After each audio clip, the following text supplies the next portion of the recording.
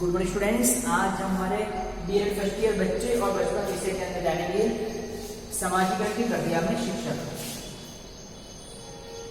पिछली क्लास में हमने समाजीकरण की विभिन्न संस्थाओं के बारे में जाना था कि समाजीकरण किस तरीके से होता है। आज हम जानेंगे कि समाजीकरण के अंतर्गत शिक्षक के क्या कार्य होते हैं या हम भी कह सकते हैं उसकी क्या रेस्पॉन्सिबिलिटी है। शिक्षक का दायित्व यह है कि वो बच्चों को बेहतरीन भविष्य का निर्माण करता है। ठीक है, बच्चों को शिक्षण तो देता ही देता है, साथ के साथ उनको आगे के लिए तैयार करता है। तो बालक जब अपने घर से विद्यालय जाता है तो उस विद्यालय में उस स्कूल और उस शिक्षक की बहुत सी जिम्मेदारी आ जाती है, क्योंकि उसका काम सिर्फ पढ़ाना ही नहीं होता, वो बच्चों के अंदर ऐसे गुणों का निर्माण करता है जिससे वो अपनी अच्छी और आदर्श पहचान बनाने में कायम रहता है बच्चा। इसलिए शिक्षक को बहुत ही सावधानी और बहुत ही अच्छे से बच्चों के अंदर डेवलपमेंट लाना चाहिए।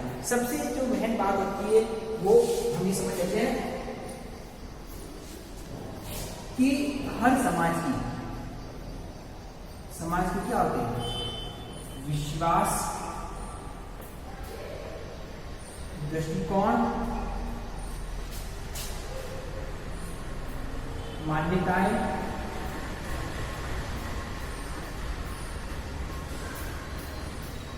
कुशलताएं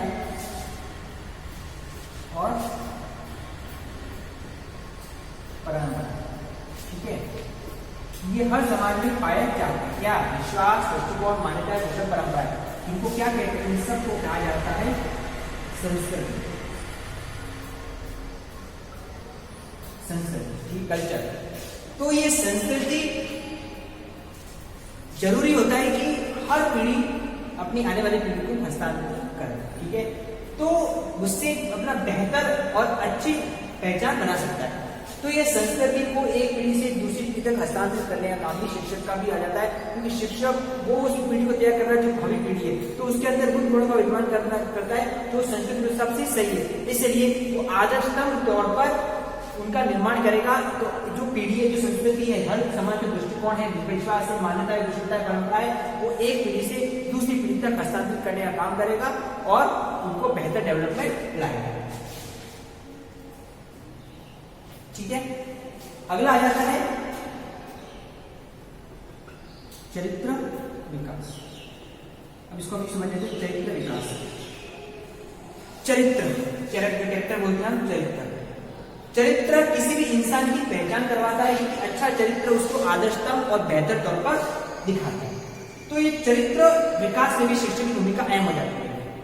माता पिता को तो ध्यान रहता है कि उसके बालक का चरित्र अच्छा बने, और तो ये जरूरी होता है कि शिक्षक को भी इस बात का ध्यान होना चाहिए। इसके लिए जरूरी है कि शिक्षक और माता पिता यानी अभिभावकों को आपस में कभी मीटिंग करनी चाहिए, एक दूसरे से बातचीत करनी चाहिए, ताकि वो बालकों के चरित्र के संदर्भ में बात कर सके, क्योंकि वो बच्चों के संदर्भ में शिक्षक जानने का प्रयास करेगा और अभिभावक भी शिक्षक से बालकों के बारे में पता करते रहेंगे। जब ये दोनों आपस में किसी पहचान कर पाएंगे तो बालकों को बेहतर चरित्र के ऊपर ध्यान दे पाएंगे। लेकिन अगर इसके विपरीत माता पिता और शिक्षक दोनों एक दूसरे से मीटिंग नहीं करते, एक दूसरे से जो जानने का प्रयास नहीं करते, बच्चों के बारे में बातें नहीं करते, तो इस स्थिति में बच्चों के बारे में वो सही से कार्य नहीं कर पाएंगे और बच्चों के चरित्र पर ध्यान नहीं दे पाएंगे। इसलिए चरित्र विकास के लिए भी माता पिता के साथ साथ शिक्षक की भूमिका अहम होती है, और वो तभी संभव है जब एक दूसरे को जाने और समझे और बच्चों के संदर्भ में बातें करते रहे।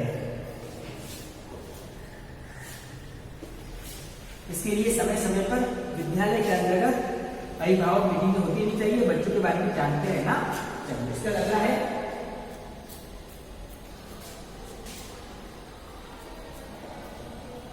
कक्षा कक्ष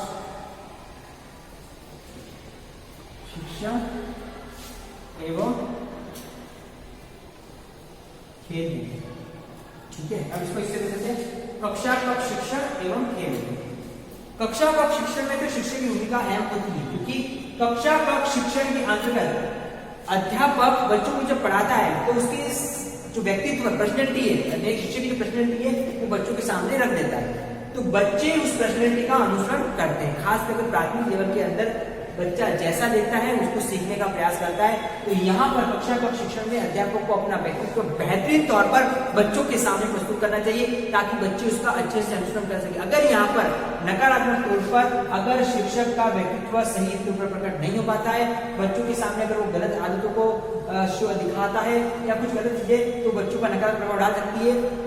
तो इस स्थिति में हमेशा अच्छी आदतें और अच्छी बातों को बच्चों के सामने प्रस्तुत करना चाहिए। साथ साथ खेल के अंतर्गत भी शिक्षक बच्चों को खेल खिलाता है, तो उसमें किस तरीके से ईमानदारी से खेल खेला जाता है, एक दूसरे के सहयोग से खेला जाता है, एक दूसरे को समझकर खेला जाता है और एक ईमानदारी का परिचय किया जाता है, इन सब बातों को वो खेल के माध्यम से सिखाता है। तो शिक्षण के साथ साथ खेल के मैदान में भी शिक्षक को अपने व्यक्तित्व को अच्छा दिखाने का प्रयास करना चाहिए ताकि वो बच्चों के अंदर बेहतर व्यक्तित्व का और बेहतर चरित्र का निर्माण कर सके। और जब दोनों चीज अच्छी आएगी तो बच्चों का बेहतरीन समाजीकरण की प्रक्रिया संपन्न होगी। इसलिए यहाँ पर ये बात जरूरी हो जाती है कि शिक्षक को हमेशा बच्चों के सामने अच्छी आदतों को शो करना चाहिए।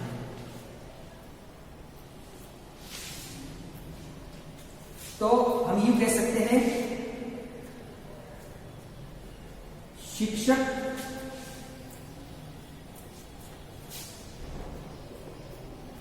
बालक के समाजीकरण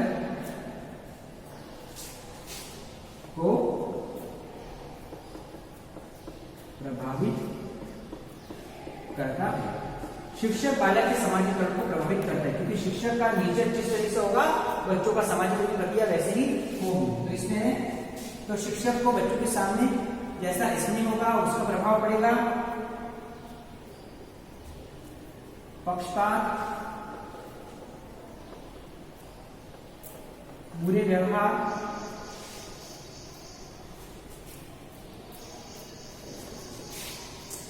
दंड आदि बच्चों को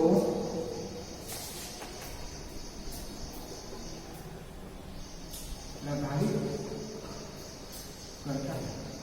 तो शिक्षक का जो स्नेह होता है, अगर शिक्षक बच्चों को पक्षपात कर रहा है, शिक्षक का बच्चों का बुरे व्यवहार है, कोई दंड है, तो ये बच्चों को कैसे न कैसे प्रभावित करेगा। इसलिए शिक्षक जो बच्चों को समाज को प्रभावित कर ही रहा है, तो शिक्षक की जिम्मेदारी बन जाती है कि वो बच्चों के सामने ऐसे नेचर प्रस्तुत करे जो बच्चों के बेहतरीन समाजीकरण की प्रक्रिया को संपन्न कर सके। तो संक्षेप में शिक्षक बच्चों के समाजीकरण की प्रक्रिया को बहुत प्रभावित करता है। अब ये था हमारा टॉपिक सामाजिक प्रक्रिया में शिक्षक। तो इसको समझने के बाद इसके रिगार्डिंग अब आपका होमवर्क है,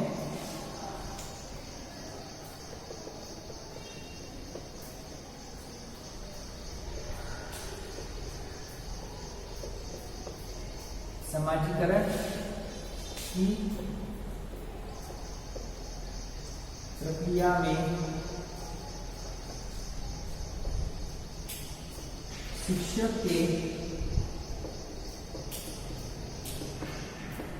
कार्यों को स्पष्ट समाजीकरण की प्रक्रिया में शिक्षक के कार्यों को स्पष्ट कीजिए। तो आज हमने जाना कि किस तरीके से समाजीकरण की प्रक्रिया में शिक्षक की जो कार्य होते हैं और वह बच्चों के समझ में प्रभावित करता है। तो इसके बारे में आपको अपना असाइनमेंट करना है। स्टूडेंट्स कोविड में सावधानी का सभी करके बच्चा अपने जीवन में कड़ी से पालन करें और अपने परिवार के स्वास्थ्य का ध्यान रखें।